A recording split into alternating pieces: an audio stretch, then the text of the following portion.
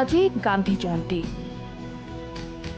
155 সংখ্যক জন্মদিন জাতিৰ পিতা মহাত্মা গান্ধীৰ দেশৰ লগতে অসমতো পালন গান্ধী জয়ন্তী আজি মহামানৱ মহাত্মা গান্ধীৰ 155 সংখ্যক জন্ম জয়ন্তী দেশৰ লগতে অসমতো ৰাজ্য চৰকাৰৰ উদ্যোগত উদযাপন গান্ধী জয়ন্তী মহামানৱ মহাত্মা গান্ধীৰ প্ৰতি সন্মান তথা শ্ৰদ্ধা জনাই সমগ্ৰ দেশজুৰি পালন কৰা হৈছে গান্ধী জয়ন্তী পুৱাই দিল্লীস্থিত মহাত্মা গান্ধীৰ সমাধি ক্ষেত্ৰ ৰাজঘাটত শ্ৰদ্ধাঞ্জলি জ্ঞাপন কৰে প্ৰধানমন্ত্ৰী নৰেন্দ্ৰ মোদীয়ে স্বচ্ছতাই যিহেতু গান্ধীজীৰ জীৱনৰ মূল মন্ত্ৰ আছিল সেয়েহে গান্ধী জয়ন্তীৰ প্ৰাক্ষণত প্ৰধানমন্ত্ৰী নৰেন্দ্ৰ মোদীৰ আহ্বানত সমগ্ৰ দেশতে স্বচ্ছতাই সেৱা শীৰ্ষক কাৰ্যসূচীও পালন কৰা হয় গান্ধী জয়ন্তী উপলক্ষে গুৱাহাটী মহানগৰীস্থিত গান্ধী মণ্ডপ সজাই পৰাই তোলা হৈছে গান্ধী মণ্ডপতো গান্ধী জয়ন্তীৰ বিশেষ কাৰ্যসূচী অনুষ্ঠানত উপস্থিত থাকে গুৱাহাটীৰ সাংসদ বিজুলী কলিতা মেধি মেয়ৰ মৃগেন শৰণীয়া ইত্যাদি মহামানৱ মহাত্মা গান্ধীৰ প্ৰতিমূৰ্তিত মাল্যাৰ্পণ কৰাৰ লগতে বন্তি প্ৰজ্বলন কৰি শ্ৰদ্ধাৰ্ঘ অৰ্পণ কৰে সাংসদ বিজুলী কলিতা মেধিয়ে জাতিৰ পিতা মহামানৱ মহাত্মা গান্ধীৰ 155তম জন্ম জয়ন্তীত এই বিশেষ দিনটোত আজি আমি এই প্ৰাংগণত আহি মহামানৱ মহাত্মা গান্ধীৰ প্ৰতিমূৰ্তিত মাল্যাৰ্পণ কৰিলোঁ আৰু সকলোৱে মিলি আমি সৰ্বধৰ্ম এই যি সভাত তাত অংশগ্ৰহণ কৰিলোঁ আৰু আজিৰ দিনটোত মহামানৱগৰাকীক আকৌ এবাৰ সোঁৱৰণ কৰিছোঁ আৰু তেখেতৰ যি আদৰ্শ অহিংসাই পৰম ধৰ্ম তেখেতে যিধৰণে প্ৰতিটো জীৱৰ মাজতে ভগৱন্তৰ উপস্থিতি অনুভৱ কৰিছিল আশা কৰিছোঁ যে সকলোৱে অহিংসাই পৰম ধৰ্ম সকলো জীৱৰ মাজত ভগৱন্ত প্ৰভুৰ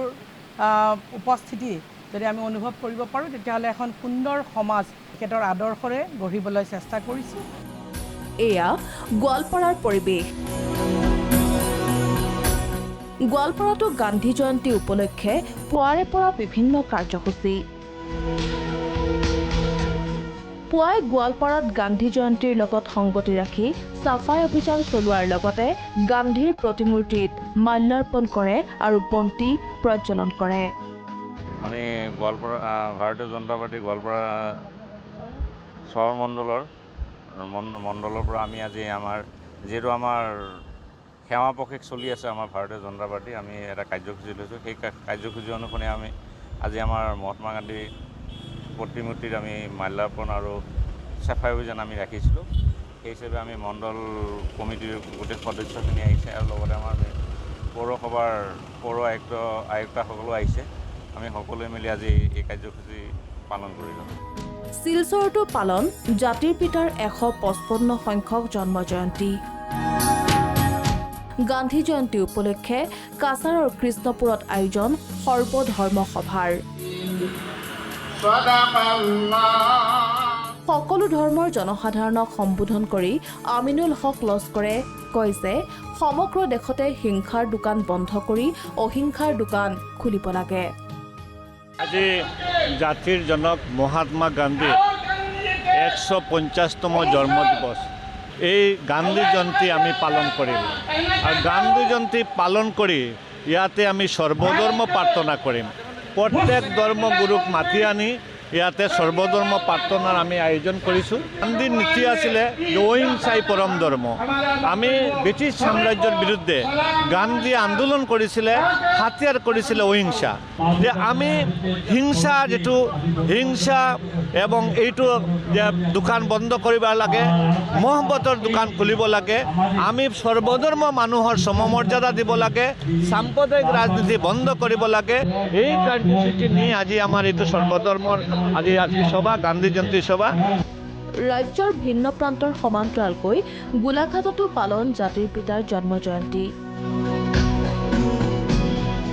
নেপোলিয়ন হাজৰিকা নামৰ লোকজনে ঘৰতে থকা গান্ধীৰ প্ৰতিমূৰ্তিত শ্ৰদ্ধা জনাই পালন কৰিলে গান্ধী জয়ন্তী। একেদৰেই সমগ্ৰ দেশৰ লগতে ৰাজ্যৰ ভিন্ন প্ৰান্তত উদযাপন কৰা হ'ল জাতিৰ পিতাৰ 155 সংখ্যক জন্ম জয়ন্তী। ব্যুৰো ৰিপোৰ্ট, প্ৰথম খবৰ।